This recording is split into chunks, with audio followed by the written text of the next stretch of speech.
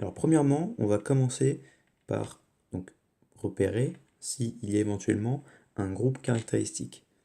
On se rend très vite compte qu'il n'y en a pas, donc on va passer à la deuxième étape qui est de compter la plus longue chaîne carbonée.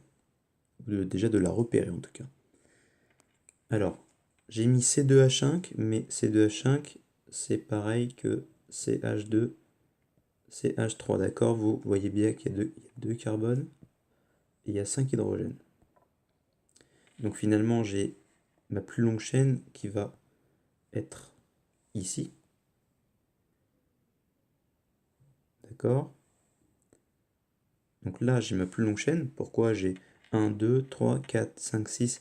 J'ai 6 carbones. Maintenant, ce que je vais faire, c'est que je vais la réécrire en enlevant donc le C2H5 et en les remplaçant pour que ce soit plus simple. Donc là, vous voyez que j'ai remis ma plus longue chaîne carbonée. Et maintenant, on va commencer à compter. Donc, si on commence à compter, regardez, 1, 2, 3, 4, 5, 6. Donc j'ai bien 6 carbones. Et là, on remarque que si je note la molécule donc de gauche vers la droite, c'est ce que je viens de faire. Et maintenant, si je fais l'inverse, donc de droite vers la gauche, 2, 3, 4, 5 et 6, et bien on remarque que en fait, les ramifications, parce que là j'en ai une première, donc CH3 et CH3, elles seront toujours sur les mêmes chiffres. Donc soit c'est 3 et 4 ici, ou soit c'est 4 et 3. Donc dans ce cas-là, on s'en fout un petit peu du sens par lequel on commence. Donc on va garder par exemple le premier. Ainsi, on observe qu'il y a deux ramifications. La première, on a dit ici, et la deuxième ici. Elles sont au niveau donc du chiffre 3 et du chiffre 4. Donc maintenant, on a tout pour pouvoir commencer à écrire la molécule.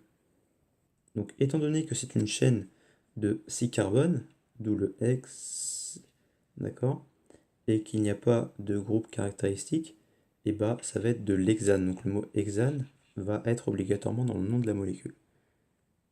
De plus, on observe donc qu'il y avait deux ramifications au niveau de 3 et 4, et il s'agissait de du méthyle.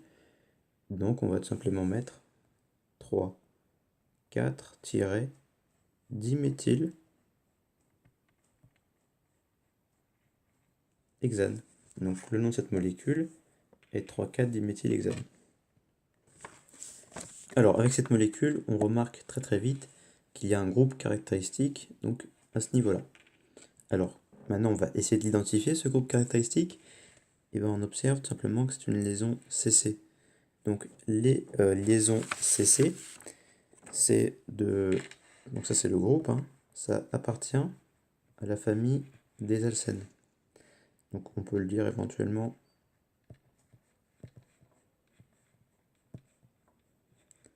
Donc voilà.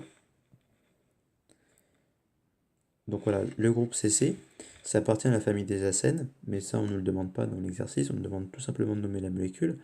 Donc on va quand même retenir que ça appartient à la famille des alcènes et qu'il va falloir avoir la terminaison du coup N dans le mot. Ensuite, la deuxième étape, vous vous rappelez, c'est de repérer la plus longue chaîne carbonée. Donc là, elle est facilement visible, il s'agit de celle-là. Donc constituée de 1, 2, 3, 4, 5. Donc 5 carbones. Maintenant, on va voir dans quel sens est-ce qu'il faut compter. Est-ce qu'on compte de gauche vers la droite ou de droite vers la gauche? Donc, j'ai numéroté les carbones donc de la gauche vers la droite en noir et de la droite vers la gauche en bleu. Maintenant, on va prendre le carbone le plus près du groupe caractéristique. Autrement dit, ici, quand je pars donc de la gauche vers la droite, j'observe que au niveau du groupe caractéristique, le premier carbone qui est en contact avec ce groupe caractéristique est le carbone numéro 2. Or, quand je pars dans l'autre sens, on voit que c'est le troisième carbone qui rentre en contact avec le groupe caractéristique, donc c'est le carbone qui appartient au groupe caractéristique. Donc on prend tout simplement le plus petit, c'est-à-dire le 2. Cela veut dire que finalement, on va garder le sens conventionnel de la gauche vers la droite. On observe également une petite ramification ici, donc il s'agit bien évidemment d'un méthyle. Alors, on va donc commencer à écrire notre molécule. Il s'agit donc de la terminaison pente, puisque on a 5 carbones donc dans la chaîne carbonée, donc dans la plus longue chaîne carbonée, pardon, et on était face à un alcène, vous vous rappelez? Or, cet alcène, on le rencontrait à partir du carbone numéro 2, donc pente, de N.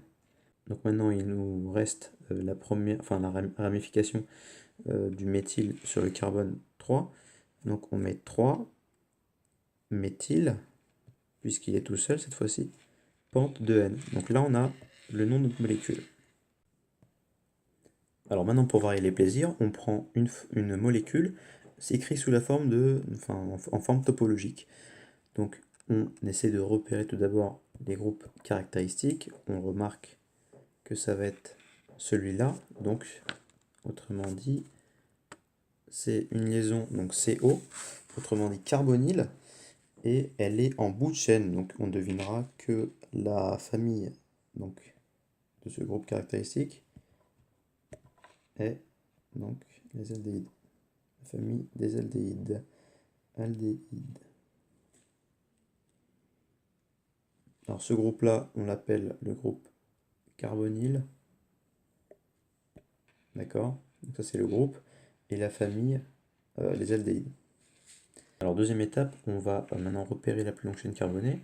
Donc on la devine assez facilement. C'est celle-là.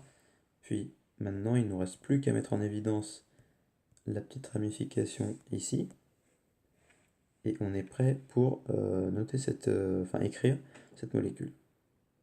Et lorsqu'on compte, donc là c'est facile à compter puisque le groupe caractéristique est sur le premier carbone, donc on commence, enfin le 1 commence obligatoirement ici. 1, 2, 3, 4, 5. Alors vous le savez peut-être, mais le groupe carbonyle, donc lorsque le groupe carbonyle est présent en bout de chaîne, il s'agit donc de la famille des aldéhydes. Cependant, lorsqu'il est en plein milieu de la molécule, donc par exemple si ici il serait sur le carbone 3, et bah ça appartiendrait à la famille des cétanes. Alors là ça va être pentanal, pourquoi? Parce que le groupe caractéristique est en bout de chaîne, donc finalement c'est comme si je mettais un al, sauf que pour les aldéhydes, on n'a pas besoin de mettre le 1, puisque ça sera toujours al à la fin. Donc on le colle toujours au à ce qui vient avant. Ensuite, il faut qu'on rajoute la petite ramification. Donc le méthyle au niveau du troisième carbone, donc 3 méthyle, donc 3 méthylpentanal. Alors maintenant on se retrouve avec cette molécule. Donc on repère tout d'abord le groupe caractéristique qui est assez visible ici. Il s'agit donc du groupe amino, donc de la famille des amines. Une fois qu'on a repéré donc, le groupe caractéristique, on vient prendre la plus longue chaîne. Elle est facile à voir ici. Et on va commencer à numéroter. Donc là, pareil, c'est assez simple. Le groupe amino est en bout de chaîne.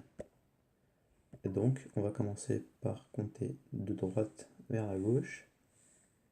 Et on a directement donc, nos ramifications qui viennent se mettre en évidence au niveau du 3 et du 4.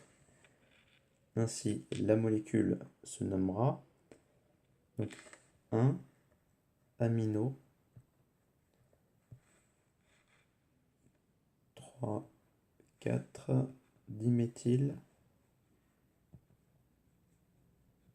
Et on a une chaîne à 5, donc diméthylpentane. Donc voilà, ça c'est le nom de la molécule. Alors on fait bien attention à l'ordre alphabétique. Donc amino, il y a un A, on vient le placer en avant. Et puis d'abord c'est les groupes caractéristiques, donc il vient en priorité. Et ensuite on met les ramifications. Donc le di, c'est parce qu'il y en a deux, il y a deux méthyles. Si on aurait trois, on aurait mis tri, et ainsi de suite. Alors, nouvelle molécule maintenant. On va s'intéresser donc à celle-ci. On repère très vite le groupe caractéristique qui est totalement différent du reste de la molécule. Il s'agit donc ici de la liaison OH qui appartient à la famille, à la famille des alcools, mais ce groupe-là, donc la liaison OH, on appelle ça le groupe hydroxyle. Donc ensuite, on vient repérer la plus longue chaîne carbonée. Alors là, on a le choix entre deux chaînes, donc soit celle-ci, d'accord, ou soit on peut prendre ça, à la place de ça. Donc ça donnerait quelque chose comme ça, d'accord? Nous, on va garder celle-ci. Donc là, on remarque qu'il va falloir commencer à compter de la droite vers la gauche. Pourquoi? Parce que le groupe caractéristique vient au niveau du deuxième carbone en partant de la droite vers la gauche, alors qu'il serait pour le cinquième carbone si on serait parti dans l'autre sens. Donc on continue à compter, puis là on observe aussi qu'on a une ramification au niveau du carbone 5, et on peut directement passer à l'écriture de la molécule. Il s'agit de l'hexandiol, donc ça va être notre fin. Pourquoi? Parce qu'on a donc le groupe hydroxyle qui est au niveau du deuxième carbone. Donc pour celui-là, on le met à la fin, comme quasiment tous les groupes caractéristiques. Il n'y a que le amine, donc c'est une exception, mais celui-là donc reste à la fin. Ensuite, on vient rajouter notre ramification, qui est le méthyle, 5-méthyl hexane de Hall. Alors pour la dernière molécule, on a donc cette molécule, écrite encore une fois sous forme topologique. On va commencer par repérer le groupe caractéristique, puis on remarque donc cette forme bizarre qui est O, C, voilà, tac.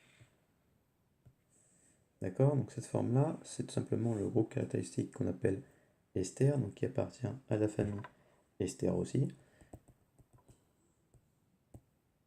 Alors on repère donc la plus longue chaîne carbonée.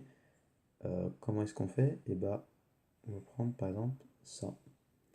Donc ça c'est notre plus longue chaîne carbonée. Puis ensuite on a une secondaire qui est un petit peu plus courte qui est ici. Et l'écriture donc de l'ester est assez particulière. On va commencer par prendre la plus grande, donc qui est composée donc de 1, 2, 3, 4 carbones. Puis on va écrire donc but qui correspond donc, à 4. Et on va écrire donc la suite, donc pour le groupe ester, on écrit butanoate. Donc ça c'est pour notre partie avec la plus longue chaîne carbonée. Puis la plus petite partie, elle est composée donc de 2 carbones, 1 et 2. Et ces 2 carbones constituent donc, ça fait donc du butanoate d'éthyle. Cependant, on observe qu'ici il y a une petite ramification, donc elle est au niveau du 2, d'accord? Donc on met 2 méthyle butanoate d'éthyle. Donc ça c'est le nom de